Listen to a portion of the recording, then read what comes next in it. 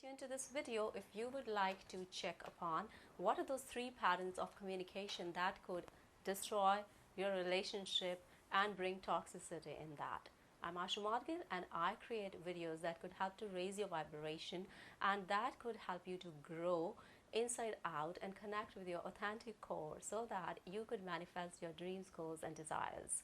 Stay tuned to this video as we are going to talk about three patterns of toxicity in relationships. The first pattern that we must know about is called a passive style of communication. Now, in the passive style of communication, what happens is that this person has not learned to assert himself or herself about his needs or feelings. So this is a kind of person in the relationship who doesn't like conflict, so doesn't want to go into problematic situations. So what the person would do, he would simply listen to the more persuasive partner, the partner who is more aggressive, who thinks he's always right, and he would subdue to whatever his decision is without regard to his or her needs and feelings, because this is a peacemaker in the relationship. But this pattern is not a healthy pattern, because in the long run, as you persist subduing your needs and feelings over the period of time, it might lead to a silent voice of resentment and anger within you that could explode in multiple scenarios in your relationship in different ways.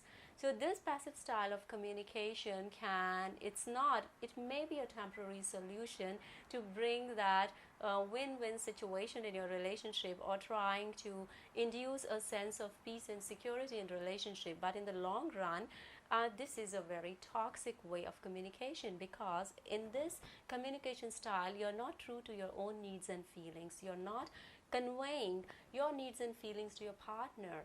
And a lot of times, if you are dealing with a partner who is very dominating, whose style of communication is more towards passive aggressive or excessive style of communication, you learn to adopt this style based upon your childhood experiences.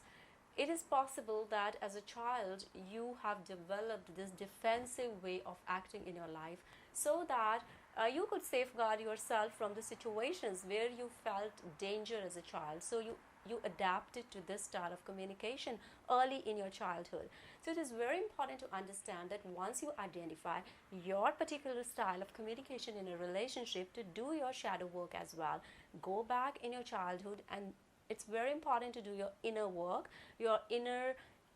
of your inner child, because if you do not do the inner work and try to understand the dynamics, how these two things are connected, your childhood and the way you're behaving now, it is very much coming from the way you adapted to defend yourself, to feel safe in the relationships as you were growing up. You have developed this style of adaptive communication, which is not healthy for you in a long term. So very important to understand that whatever patterns we display, they are based upon our core belief patterns, and these core belief patterns are learned way back in our childhood when we did not have that ideal parenting scenario around us. And I keep telling that it is a part of your evolutionary process that everybody must do their inner child work if you really want to adapt into more healthy ways of responding and reacting to life, because we are living sometimes in an idealistic way, and we are living in resistance so much that we are not ready to accept that something was wrong with our childhood. Yes, nothing was wrong with our childhood. There's nobody to blame. But the reality is that we were not brought up in a very psychologically healthy ways of living, right? Because a lot of parenting, there is a lot of education that we need to learn as parents, a lot of education we need to learn about self, a lot of things we need to learn when it comes to rearing children, because if you have done enough work on yourself, you are more self-aware and you understand more psychology around bringing up healthy children, how to give a healthy mindset to your child, And for that, what kind of behaviors you need to adapt or need to be more alert and aware when you are bringing up the child, and how you can take corrective measures. It's all about an ongoing learning process, a lifelong learning process. But how many of us really think like that? How many of us, we are so much the creatures of habit that we are living our day-to-day life out of habits and trying to work on a lot of other stuff that our day takes up, like our career demands or other things that we need to progress materially, move forward in the world. So we hardly think about these aspects of life which are really kind of what shall I say, these are like the root causes of what impact you are leaving every day on others and creating for yourself in everyday life. It is all coming from the root is here. What are your core belief patterns that you picked up as children? So it is very important that whenever you identify what is your particular style of behaving in the relationships, to do your inner work, to do your shadow work. And this is one style, passive, like you don't like, you're very compromising. So in that compromise, what you do is you do not want to annoy people around you. You might have learned, if you grew up in a household where one of the parenting figure was authoritative, so what the child would do in such scenarios, they would adapt to the needs of the authoritative parent, and they become very subdued because they want to feel safe. Children do not have any other strategy. Their brains and their logical sense is not that much developed to defend themselves or think from the perspective of justice and respect for themselves. So they will adapt. It's natural. On autopilot, they would adapt to certain techniques or strategies that could make them obey their parents without tuning in to their needs and feelings, because the parent is not aware. He's not bringing the child in the territory where he's making or she's making the child aware about his needs and feelings. So what the parents will do, they will project their needs and feelings on the children. This is where a child who is brought up by an authoritarian father figure or mother figure would often display the style of pleasing others, since the child has adapted to please his parents, so he would bring that in his or her relationship as well. So this is a passive style of communication. Now let's move on to the second style of communication, that is more towards the edge of aggressive style of communication. Now in this aggressive style of communication, what happens, the partner is kind of disregards the needs and feelings of the other partner. So usually an aggressive partner would attract a passive partner. That is what happens in codependency relationships, where there is no mutual kind of respect or equality in the relationship, because this partner who is aggressive, he always wants to have his way in the way he or she wants to do the things.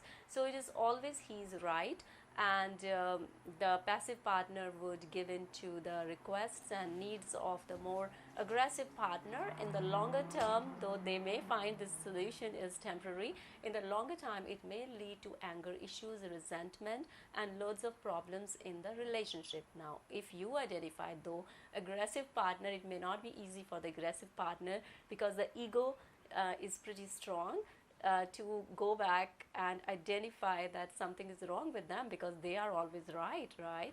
So the people who fall, I think there are a lot of videos on YouTube about narcissistic people. So the people, I think, who are labeled as narcissistic in a lot of videos in the YouTube, actually they are displaying this kind of aggressive behavior. Like they are bullies, they do not want to compromise on what they think is right, so they do not respect their partner, their needs, and what they believe is more important than their partners, right? So this is again a dynamic of very toxic and unhealthy relationship, where the other partner's needs are not given respect, and they do not come to the decisions where a middle ground is struck, so that both partners are happy and both their needs are met. Now the third style of communication, it is called passive aggressive. Now in passive aggressive style of communication, what happens, a lot of stonewalling happens. This partner would not talk to the partner to show his anger. He wouldn't bully by verbally or physically or verbally, but he would use his body language or her body language to show his anger. So this is called stonewalling. So after the partner like has had an argument or had a disconnect with the other partner through some kind of verbal spat, usually this partner would display this stonewall. He will stonewall the other partner. He wouldn't talk to the partner. He would just display this kind of anger in a very silent and passive way. So this kind of relationship pattern is also kind of aggressive, passive style, is a toxic style of communication in any relationship. And the purpose of this style is just to exert his or her power to the other person in a very silent way, which is very, very toxic. It could create mental health issues for people if they persist in this kind of communication styles, and do not try to release them from their life, or do not try to seek help if you feel that you're in a relationship where your partner is not ready to make changes, because these are kind of hardwired stuff that is coming from your childhood. So even if you go for therapies or to counseling, there are chances that there could be, over the years of going to therapies, that some people may feel some differences in the way they communicate, but usually these things are very hardwired. I strongly believe that people need to become more awareness, even whether they're going to therapy or not. They really need to bring more awareness into their own sense of self, and then the changes that can be made could be really authentic, and they will be more valuable because it is coming from your own realization of your own sense of self. From where are you operating, and what is the root cause of that? When you go back into your inner child and you do the inner child work, go back into your childhood, you try to identify your family dynamics. That is very important. Do not shy away from acknowledging that every family has a family dynamic. Every family has the familial patterns through which they are going, which they have picked up from their families or from their way of perceiving the world. So understanding your unique family patterns and dynamics is very important, because you are a byproduct of those family dynamics, and you're definitely carrying as a child in your subconscious layers those patterns that you have adapted from your particular families. So it's very important to go back and check upon your family dynamics. What kind of behavior is displayed by your mom or dad? What kind of relationship they were sharing? Was one partner more subdued than the other partner, or both were having equal rights and there was a shared mutual respect in that relationship? Was one partner earning more than the other, or was one partner taking care at home and the other was earning? So the chances are one partner is more dominant than other and they're living in a codependent relationship. Now when we come from the families where parents are living in the codependent relationships, it is really not easy, because a codependent relationship in itself is a toxic relationship, because in codependent relationship one partner's rights are not respected compared to the other partner's rights, and this kind of communication styles would definitely be evident in a codependent relationship. A good relationship is the one in which the partners are interdependent on each other. They are independent, but they are not too independent also, because if the relationship, the two people are too independent, then that is not also a relationship. In a good relationship, two people are independent in their healthy boundaries, but at the same time they are interdependent. They know how to enjoy life together within those healthy boundaries. So I hope you enjoyed watching this video. If you like this video, do give it a thumbs up and share it with your family and friends, and don't forget to hit the subscribe button, as I would greatly appreciate that. So I'll see you in my next video. Till then, you stay blessed and stay safe wherever you are in the world.